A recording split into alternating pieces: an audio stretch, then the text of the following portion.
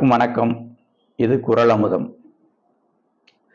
நாம ஒருத்தவங்களோட நட்பா இருக்கிறோம் அப்படின்னா அவங்க எது செஞ்சாலுமே நாம அவங்கள துதிபாடிக்கிட்டு இருக்கிறதுக்காக இருக்கிறது நட்பு கிடையாது. அவங்க செய்யக்கூடிய தவறுகளை சுட்டி காட்டி அவங்கள திருத்தணும், அவங்கள திருத்தி நல்ல வெளிப்படுத்தணும். அதுதான் நட்புக்கு இலக்கணம். இப்போ ஒரு மன்னன் தவறான முடிவெடுக்கிறான்னா அமைச்சன் என்ன பண்ணணும்? நல்வழிப்படுத்தணும். அவனுடைய தவறை சுட்டி காட்டி நல்வழிப்படுத்தணும். அதை தான் குற்றம் கடிதல் அப்படிங்கிற அதிகாரத்துல வள்ளுவர் சொல்றாரு. குற்றம் கடிதல்னா ஒருத்தவங்களுடைய தவறை கடிந்து கொள்ளுதல்.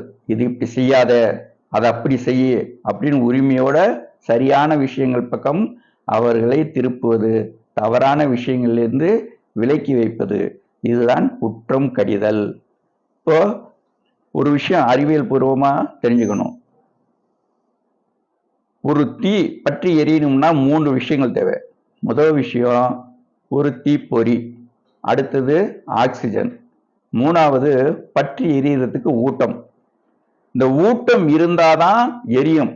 அந்த ஊட்டம் இல்லைன்னா எரியாது. அந்த 3ல ஏதாவது ஒரு விஷயம் இல்லாட்டினா கூட அது எரியாது.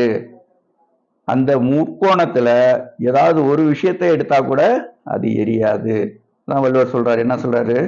வருமுன்னர் காவாதான் வாழ்க்கை எரிமுன்னர் வைத்தூறு போல கெடும். எந்த ஒரு விஷயத்தையுமே வெள்ளம் வர்றதுக்கு முன்னாடி நம்ம என்ன பண்ணணும்? அணை கட்டணும். அதுதான் எந்த ஒரு விஷயத்தையுமே பிரச்சனைகள் வர்றதுக்கு முன்னாடியே அதுக்கு நம்ம ஏற்பாட்டோடு இருக்கணும். வருமுன்னர் காவாதான் வாழ்க்கை. பிரச்சனைகள் வருவதற்கு முன்பாகவே அந்த பிரச்சனைகளிலிருந்து காப்பாற்றிக் கொள்ள முயற்சி செய்யாதவனுடைய வாழ்க்கை எரிமுன்னர், நெருப்புக்கு முன்னாடியே வைத்தூறு போல கெடும். நெருப்புக்கு முன்னாடி வைத்த ஊட்டம், நெருப்புக்கு முன்னாடி வைத்த எரிகிற பொருள் போல அழிந்து போகும்.